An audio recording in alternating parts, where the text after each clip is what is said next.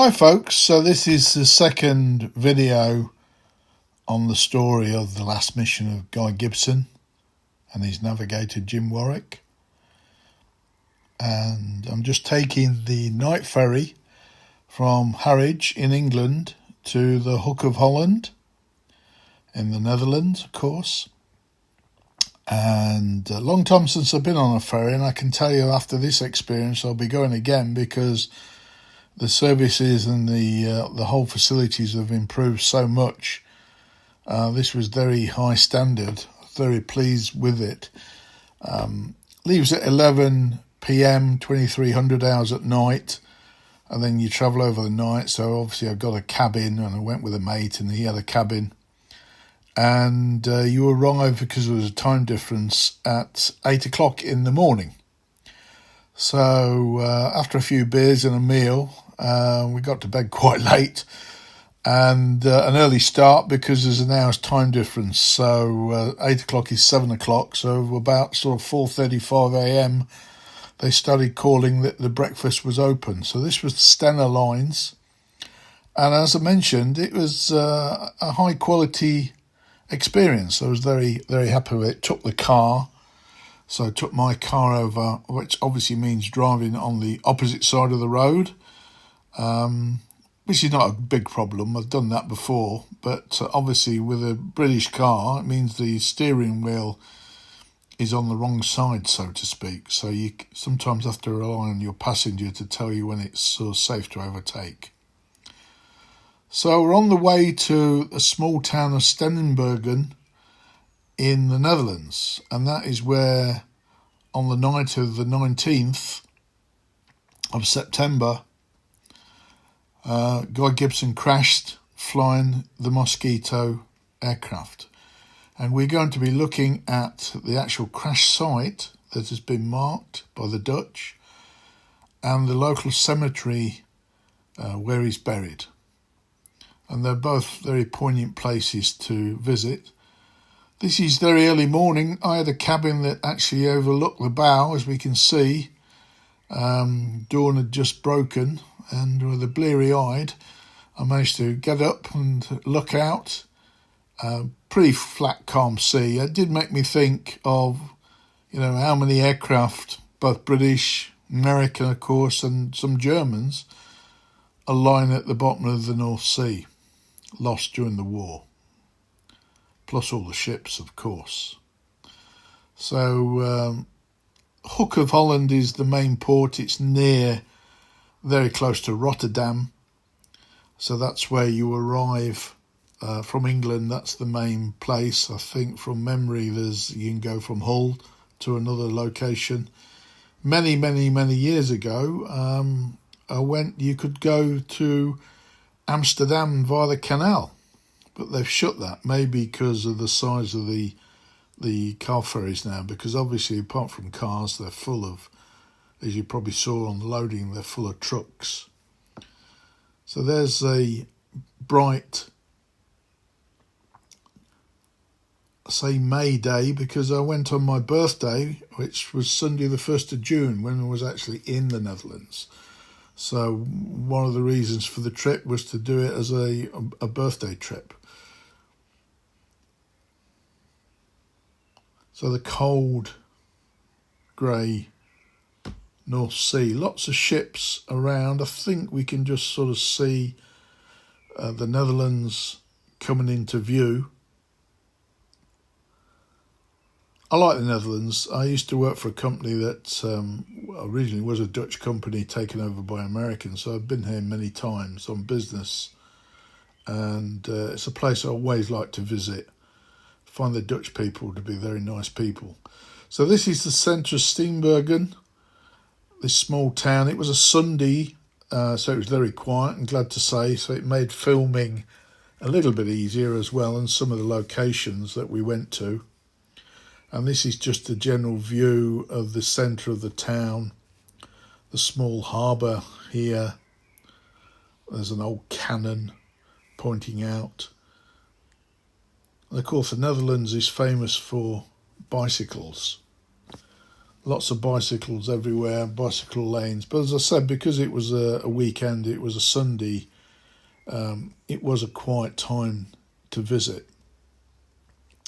Now, where we're going to visit, the crash site, is now an industrial estate. It obviously wasn't during the war. When Gibson crashed, it's an industrial estate. There's a little bit of controversy over what actually happened, as there normally is in these sort of stories. Why did they crash? As I mentioned, I think on the previous video, there was somebody thought he'd had damage over the target, but that doesn't appear to be the case. A German night fighter claimed he'd shot down a Mosquito, but that was then seemed to be a different Mosquito on a different day.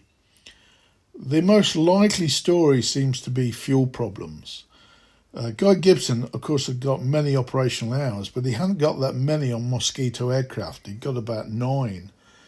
And he's navigated, this was his first operational flight on a Mosquito. So we're just now coming to the industrial site. And what they've done here is they've named the roads, or the streets rather, after the subjects. So here we have Gibson Strata, named after Guy Gibson. There's Mosquito Strata, and there's Warwick Strata. And one of the things as a Brit I really appreciate about the Dutch is they still remember these things. They haven't forgotten, because obviously they were occupied, and they still very much, even today in their memory, appreciate the sacrifices that people made to try and free their country. So we're just going to walk down now to where there is a very small memorial to where he actually crashed. And as I was mentioning, there's controversy. Was it that there was a problem with the fuel indicator or the valve that was actually faulty, or was it that they just didn't know how to switch the fuel tanks over? Somebody on the ground did see the light come on in the cockpit on the Mosquito, as though they were struggling to do something with the fuel. And obviously, if you run out of fuel for any reason, then the engines are going to stop and you're going to have to come down. And it's pitch black, it's night time, it's wartime, so there's no light. So what can you do? You can just hope for the best and try and land somewhere. But unfortunately, they crashed and they were both killed. And I think the aircraft was very badly damaged in the fire. In fact, the Germans at first thought there was only one occupant until they found some other body parts which proved there actually was a crew of 2. They did do an excavation in December 1985, and there was no battle damage, I think, found on the aircraft. So it does seem, and I think the belief was at the time of during the war, that it was a fuel problem. It just ran out of fuel, maybe because they couldn't switch the tanks, or, which seems pretty incredible given his experience, but as I mentioned, didn't have a tremendous amount of experience on Mosquitoes, or perhaps a problem with the fuel selector valve, which stopped them being able to switch the tanks. Either way, the aircraft came down and crashed. It seems unlikely it was enemy action. Another RAF mid-upper gunner later claimed that he'd shot it down by accident, thinking it was a Ju-88. But again, seems a little bit unlikely. So this is the actual spot where they crashed. As we can see, they've actually marked that out now in the block paving with the British flag and the date. And there's a little bit of a story here on a post just mentioning their names and their sacrifice.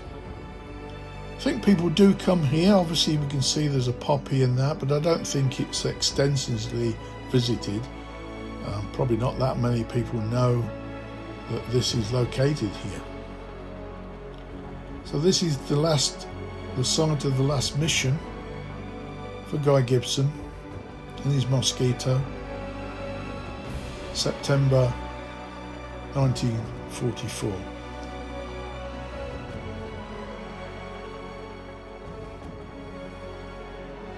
And obviously this is a normal type of industrial estate that you find, pretty well anywhere in the world. Having said that, being a Dutch industrial estate, it's probably a little bit cleaner and more organised than some other industrial estates you might see. So Gibson strata, mosquito strata, and then we come up to Warwick strata. Jim Warwick was from Belfast. He was an Ulsterman. I think he was 22 at the time of his death. He was a very experienced navigator, and he was basically the navigator that Guy Gibson was going to fly with was sick that day, so he was the standing. So that proved to be, a very unlucky experience for him. I guess it's worth remembering while we look at these buildings that over 55,000 men lost their lives in Bomber Command during the Second World War. On top of that, you had the men injured and prisoners of war. And I think, and I need to recheck this, but from memory, it was something like a 67% casualty rate. So out of every 100 men, 67 were going to become casualties in one way or another. Plus, of course, many men returning suffered after the war from post-traumatic stress syndrome until the day they passed away. And now there's still a few men left, but very few of them. So this is Warwick strata. I guess looking at these buildings, they were probably built in the 1970s or the 1980s. They're obviously very modern. They're not obviously from the Second World War. Okay, so we're now at another location in Steenbergen. This is a church. I don't know the story behind that, but what we'll be looking at behind me is a memorial which looks to be when the town was liberated. We'll see it in a moment, and anybody who is actually looking at this from the Netherlands and speaks Dutch, then they can confirm that. But looking at the dates on the memorial, it says, I believe, when we get to it, November 1944. So I believe this is just a memorial to when this particular area was liberated and remembering the loss of people in this area during the war. Again, looks to be a fairly recent memorial.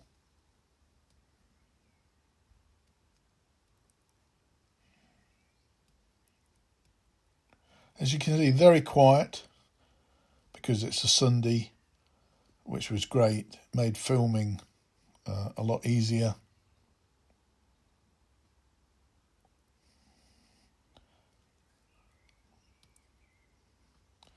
There is other activities in this area, which again is in Dutch, but they're on this map, and I'm just photographing this because it does show there mentioning Guy Gibson and Jim Warwick's.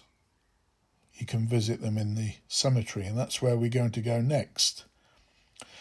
Now, it's a Catholic cemetery, but when the Germans buried them, it wasn't known whether they were Catholic or Protestant.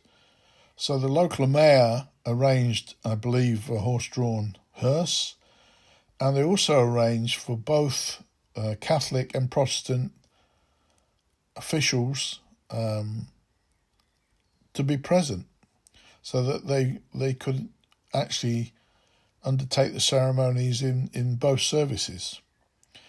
So that's just a sign saying that war grave. Now, because we were at the weekend, we weren't able to do this, but I do understand the local tourist office has a walking tour that you can take, a free tour that gives you these locations. I'm not sure if we missed anything. I don't believe we did. Maybe we did because we weren't able to get that walking tour because being a weekend they weren't open. So if you do come during the week, you could visit the tourist office and see what that says. But for our tour, that we did 3 locations. We did the industrial estate, which we've already shown. We now go to the cemetery, the Catholic cemetery, and then after that, finally, we go to what's called the Memorial Park, and we'll be viewing that as well.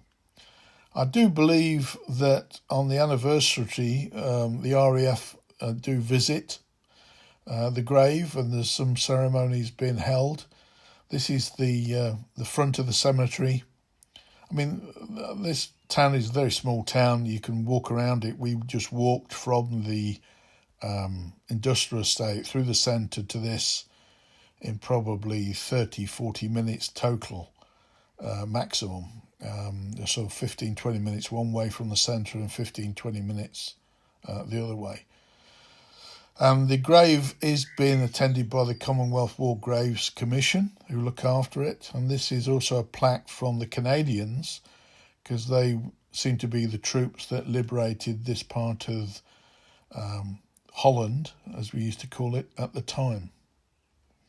And just another plaque saying it's the location of Guy Gibson and Jim Warwick's graves. Look, Royal Air Force Association, September 1974. That plaque was there.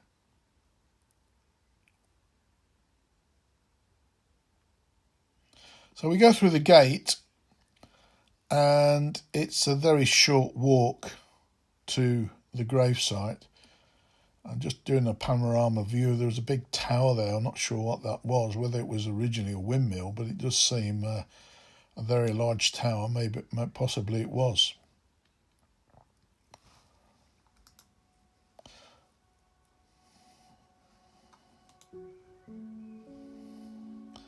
Okay, so we're just walking now up this tree-lined avenue, pathway. Seems to be most of the graves are in here are relatively new. When I say relatively, I'm talking about the 1930s, 20s, 30s. There don't seem to be very, very ancient graves in here, and you can see that by looking at the gravestones. They all fairly appear to be relatively, it's a relative term, but compared to perhaps an old English graveyard, these look to be newer graves. And up here on the left, we'll see the graves of Guy Gibson and Jim Warwick.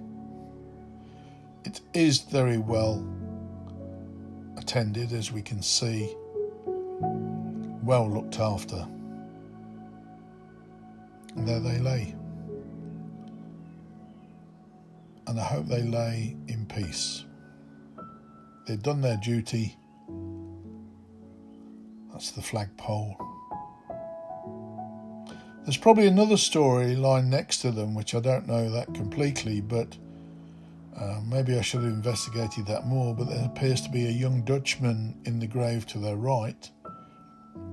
There's a photograph of him, and his death seemed to be 1940, and he was born in 1915, so it suggested that he was probably a soldier who was killed during the German invasion, occupation of the Netherlands. And anybody from Holland who knows that story can just confirm that. So this is the Catholic cemetery, but as I said, when they held the service for both of them, it was a joint service between the Catholics and the Protestants, because they didn't know the actual faith of the men. They were able to identify Jim Warwick from his ID tag, but actually Guy Gibson was identified from his socks, I believe. Because obviously with the fire, etc., the bodies would have been very badly damaged. They've even got little models of his dog there, look.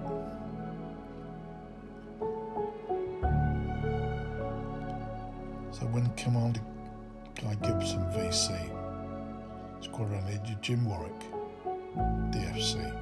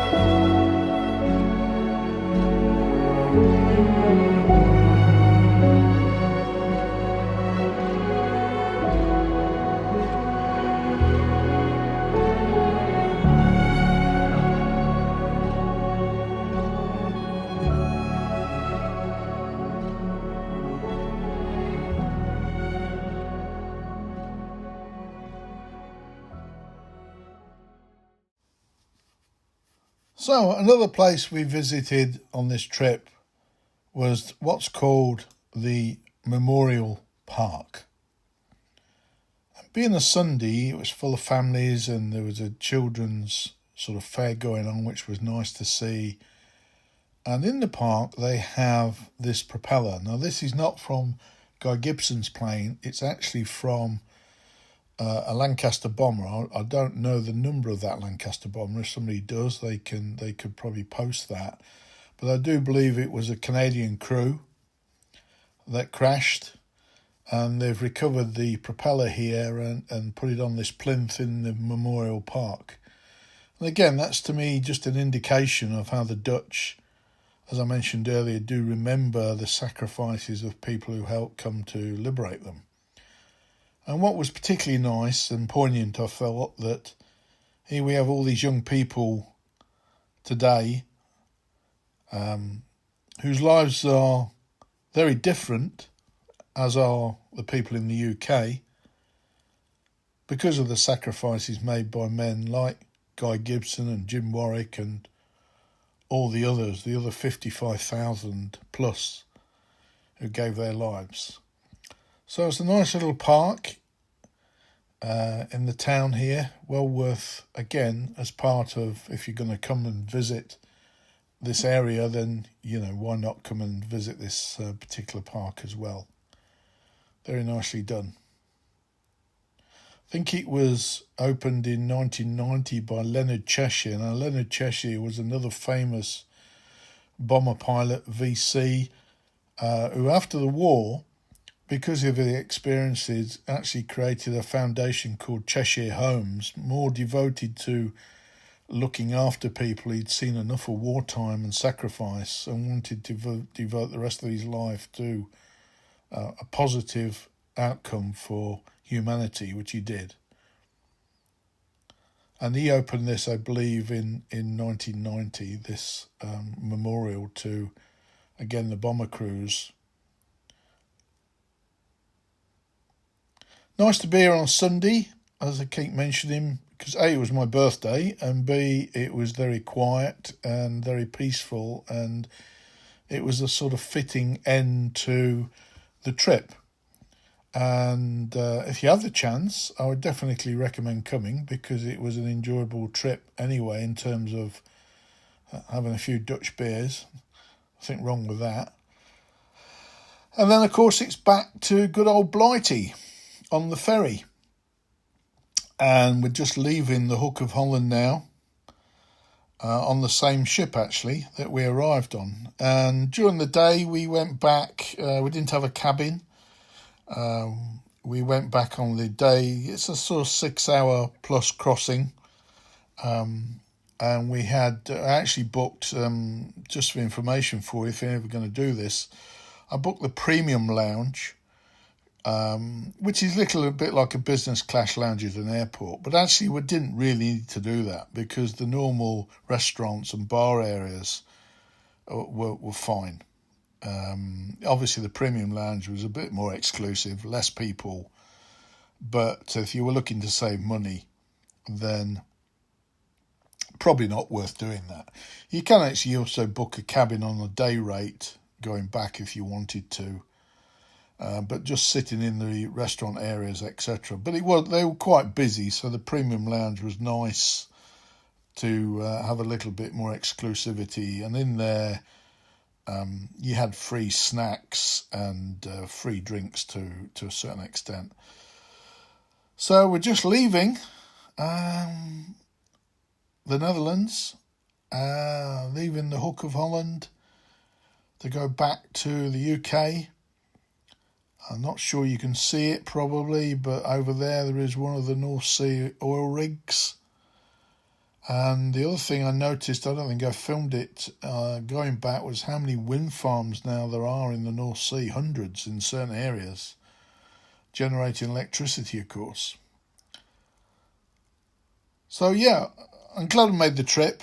I'm glad the two parts came together. And if you get the opportunity, I think if you're interested in the story of Guy Gibson, or you're interested in Bomber Command, then it's a trip well worth making. So, until the next story, as we leave the Netherlands, take care out there. And to Guy Gibson and Jim Warwick, rest in peace.